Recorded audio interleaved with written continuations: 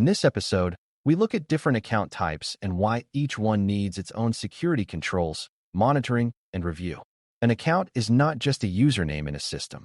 It represents an identity that can do something, reach something, approve something, change something, or connect one system to another. Some accounts belong to everyday users. Some accounts have powerful administrative rights. Some are used by applications and automated processes. Some are created for vendors, contractors, or partners. Some exist only for emergencies when normal access is unavailable. If an organization treats all of these accounts the same way, it will almost always create unnecessary risk. The safer approach is to understand what each account is for, what it can access, how it should be controlled, and how quickly it should be removed when the need ends. Before we continue, a quick note. This audio course is part of our companion study series. The first book is a detailed study guide that explains the exam and helps you prepare for it with confidence. The second is a Kindle-only ebook with 1,000 flashcards you can use on your mobile device or Kindle for quick review. You can find both at Cyber.Me in the Bare Metal Study Guide series. A user account is the normal account assigned to a person so they can do their everyday work. This might allow someone to sign in to email, access approved files, use business applications, submit forms, attend meetings, or complete routine tasks. A user account should be tied to a real person, a known role, and a current business need. That connection matters because security teams need to know who performed an action and whether the action fits the person's job. User accounts usually should not have broad administrative power. If a normal account is compromised, the damage should be limited by the permissions attached to it. This is why least privilege matters so much. A normal user should have enough access to work, but not so much access that one stolen password becomes a major security event. Privileged accounts are accounts with elevated authority. They may be able to install software, change system settings, create accounts, reset passwords, modify security controls, view sensitive data, or manage cloud resources. These accounts are powerful because they can affect other accounts and systems. For that reason, they require stronger controls than ordinary user accounts. A privileged account should be limited to people who truly need that level of access, and the access should be reviewed regularly. It should also be monitored more closely because the impact of misuse is higher. If an attacker compromises a normal user account, the attacker may have to work harder to move forward. If an attacker compromises a privileged account, the attacker may already have the keys needed to make major changes. A common mistake is allowing people to use privileged accounts for routine daily work. Someone might read email, browse the web, join meetings, and perform administrative tasks from the same highly privileged account. That creates unnecessary exposure. If the person opens a malicious attachment or signs into a risky website while using a privileged identity, the attacker may gain far more access than expected. A safer model separates normal user activity from administrative activity. The person may have one standard account for everyday work and a separate privileged account for approved administrative tasks. This separation helps limit damage and makes monitoring clearer. When a privileged account is used, that use should stand out. It should be easier to see that an administrative action occurred and who was responsible for it. Service accounts are used by applications, services, scripts, or automated processes rather than by a person directly. A service account might let a web application connect to a database, a backup system read files, a monitoring tool collect data, or an automation process move information between systems. These accounts are important because many business systems depend on them quietly in the background. They can also be risky because people may forget they exist after the original project is finished. A service account still needs an owner, a documented purpose, controlled permissions, protected credentials, and a review schedule. If a service account has broad access and its credential is exposed, an attacker may be able to move through systems without using a normal human login. That makes service accounts a major part of identity security. Service accounts should not be treated like ordinary user accounts because their behavior is different. A person may sign in during work hours from known devices and locations. A service account may operate all day, connect from servers, and perform repeated actions at predictable intervals. Monitoring should reflect that difference. If a service account that normally connects only from one server suddenly signs in from a workstation, that may be suspicious.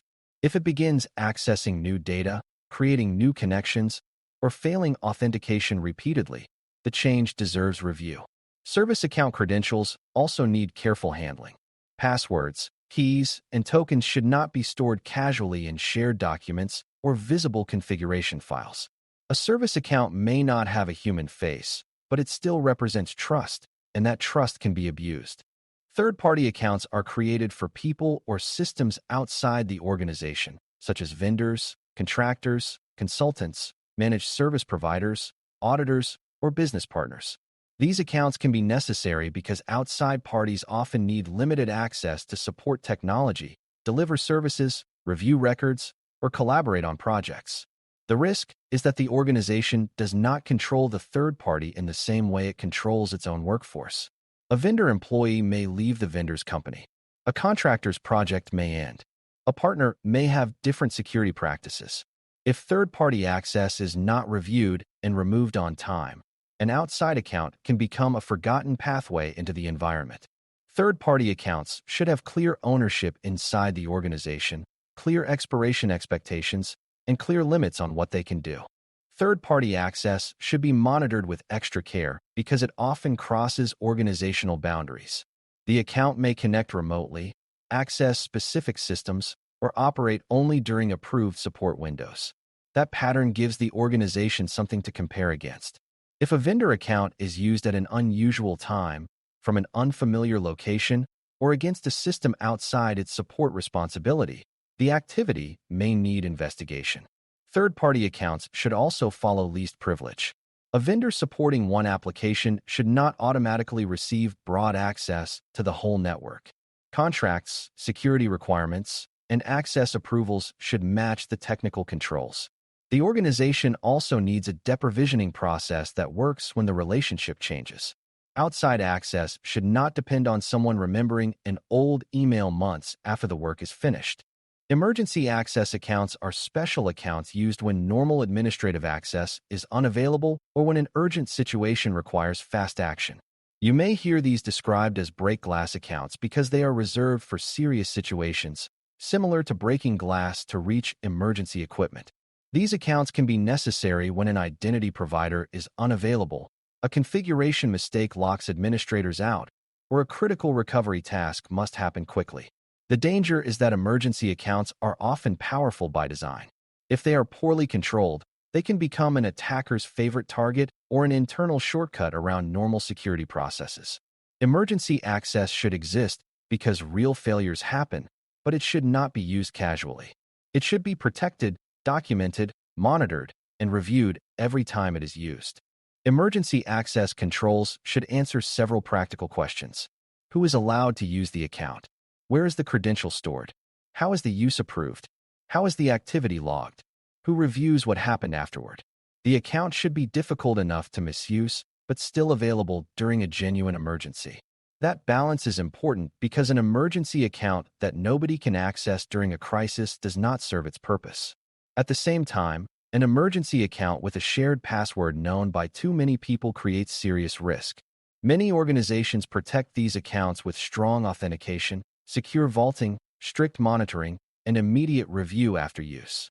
The account should also be tested carefully so the organization knows it works before a real crisis arrives. Privilege models describe how access and authority are assigned. One basic model is standard user access for everyday work and elevated access for administrative tasks. Another model is just enough access, where a person or account receives only the specific permissions needed for a specific responsibility.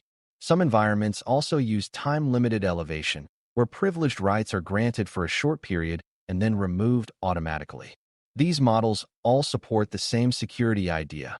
Do not let powerful access remain broader or longer than necessary. The more privilege an account has, the more carefully it should be controlled. Privilege is not only about job title. It is about what the account can actually do inside systems, applications, data stores, and cloud services. Controls should match the account type and the level of risk. A normal user account may require a strong password, multi-factor authentication, MFA, device checks, and normal monitoring. A privileged account may require stronger MFA, approval before elevation, session recording, separate administrative credentials, and more frequent access reviews.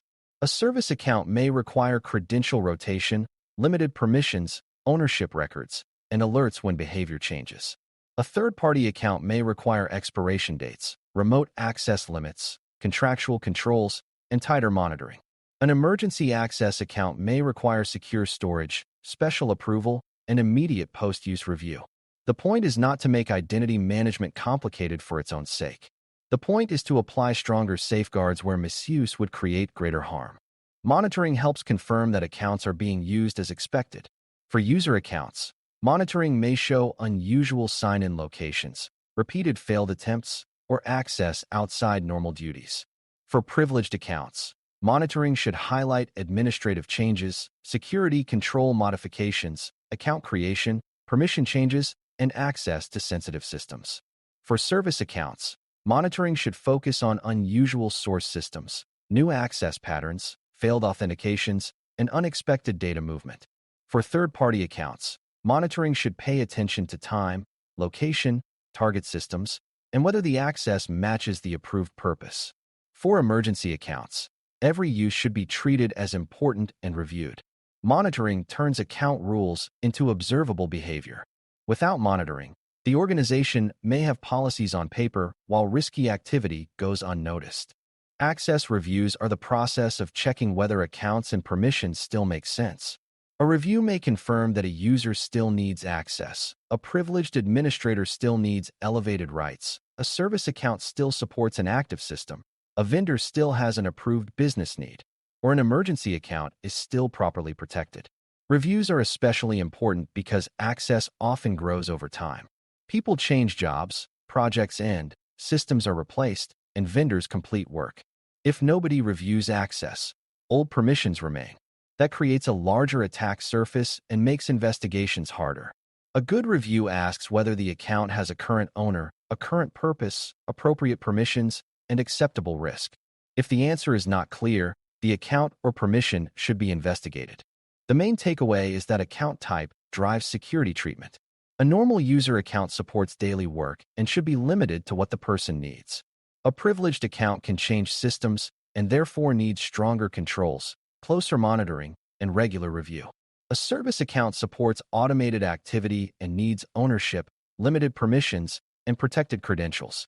A third-party account gives access to someone outside the organization and should have clear scope, expiration, and oversight. An emergency access account exists for serious situations and should be protected from casual use while remaining available when truly needed. Privilege models help the organization decide how much authority an account receives and how long that authority should last. When accounts are understood, controlled, monitored, and reviewed according to their purpose, identity becomes a stronger defense instead of a hidden weakness. Thanks for listening. For more audio courses, daily newsletters, and more, please visit DailyCyber.News.